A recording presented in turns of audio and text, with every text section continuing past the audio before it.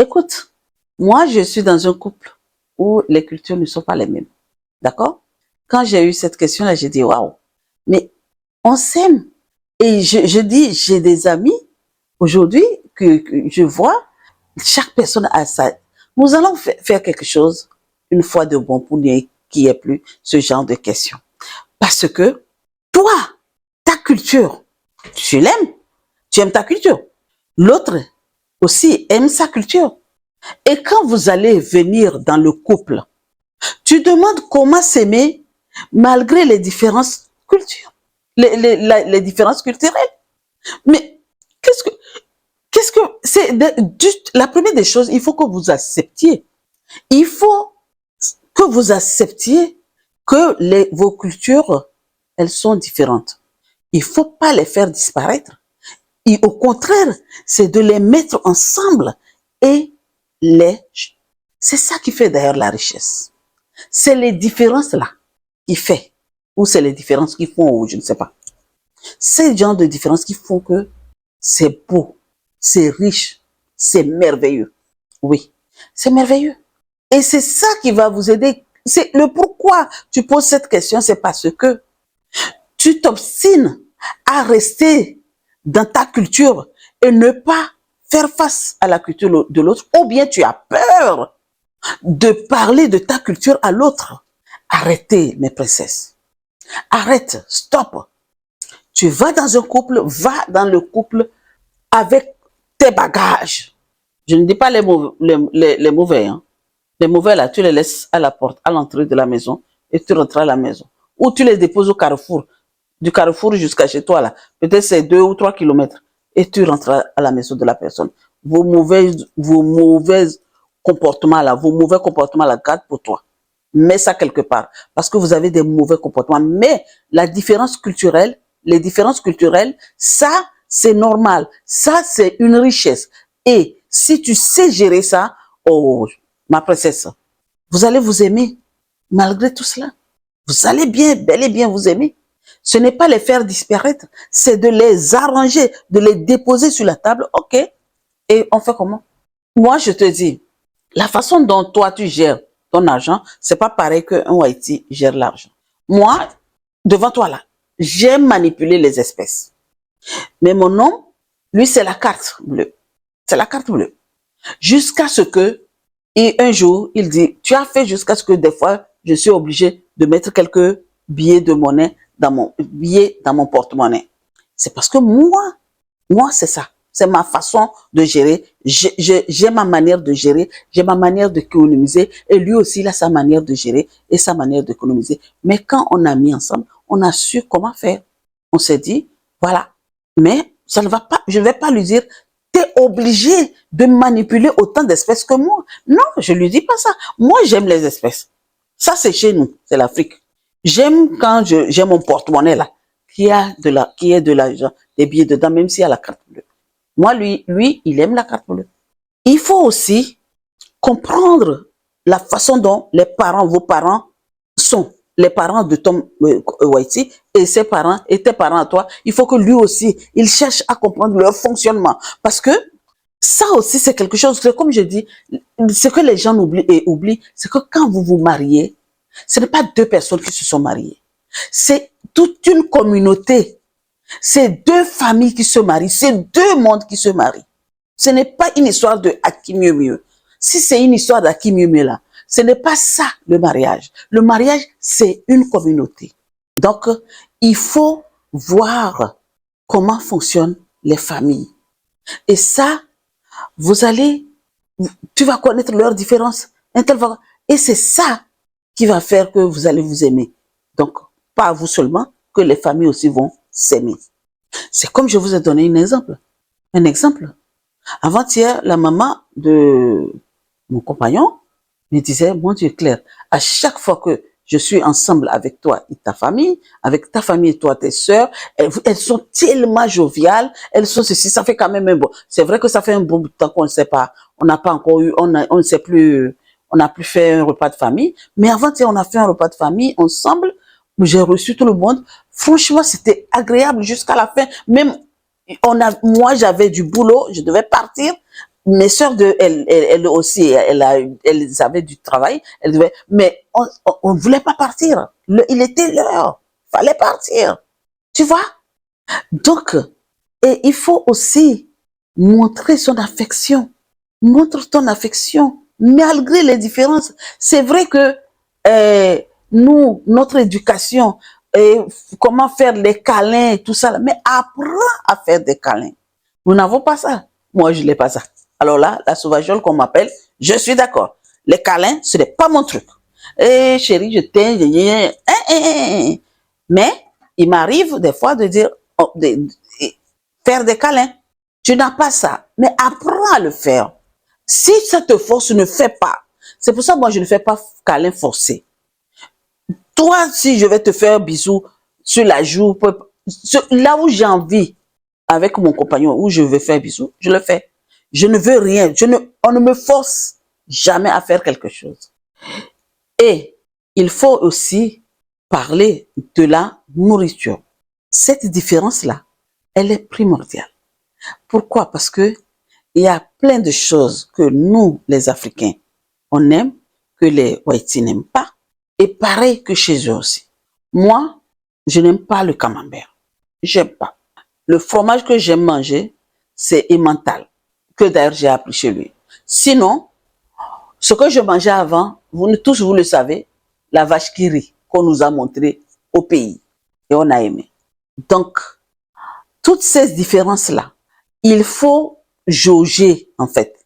Il faut jauger. On ne te demande pas de tout aimer, mais il faut goûter avant de dire non, j'aime pas. Tout ce que je n'aime pas, c'est que j'ai essayé. Pareil pour lui aussi. Tout ce qu'il n'aime pas, c'est qu'il a essayé. Écoute-moi. En deuxième position, parlez vraiment. Je dis parlez vraiment de vos visions du monde. Quelle est votre vision par rapport au monde? Dans quel monde, dans le monde où vous vivez là? Quelle est votre vision? Oui. C'est pas juste dire que oui, toi, tu manges le riz, moi je mange les pâtes, toi ceci, toi cela. Non, ce n'est pas ça. La vision que vous avez du monde qui vous entoure. Prenez le temps de parler. La différence de vos visions pour pouvoir bien ancrer ça dans votre couple. Comme je dis, un couple, c'est une entité. Maintenant que vous avez bien parlé, vous avez eu vraiment le temps de parler de votre vision du monde là, eh bien, vous allez choisir de votre monde, je dis, du monde où vous êtes, là où vous êtes fait. Vous savez que chaque personne a son monde, sa manière de voir le monde, sa vision sur le monde. Vous êtes là. Là maintenant, vous allez créer une troisième culture pour vous-même. Je vais m'expliquer.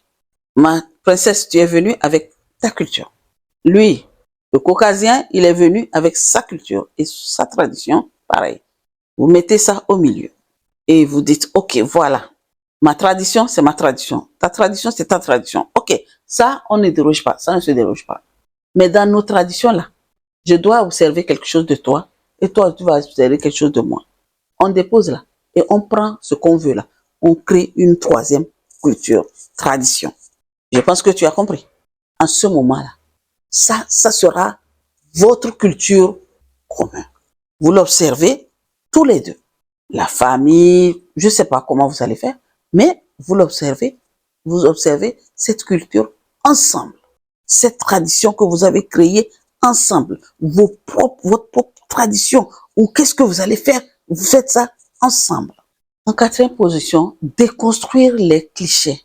Oui, écoutez, il y a des trucs que nous avons tendance à dire. Il faut les déconstruire. Parce qu'il faut faire attention de dire quelque chose pour blesser l'autre. C'est vrai, la première fois tu dis, sans t'en rendre compte, tu as parlé, bla, c'est sorti de ta bouche, voilà. Mais si tu constates que ça l'a blessé, ça a blessé la personne en face de toi, excuse-toi, demande pardon. Je m'excuse, je ne savais pas que ce que je vais dire là, ça va te blesser. Par exemple, je l'ai écrit. Par exemple, tu vas dire, les hommes de ta culture sont, j'ai pas envie de nommer le nom, mais je vais le dire. Ils sont, oh là là. Par exemple, le monsieur là, l'OIT là va te dire, les hommes de ta culture là, ils sont ceci et cela. Je ne vais pas nommer le. Ils sont ceci et cela. Peu importe ce qu'il va mettre derrière. Ils sont ceci et cela et ça va te vexer. Ils peuvent pas, ils n'ont pas, ils savent pas chérir une femme, par exemple.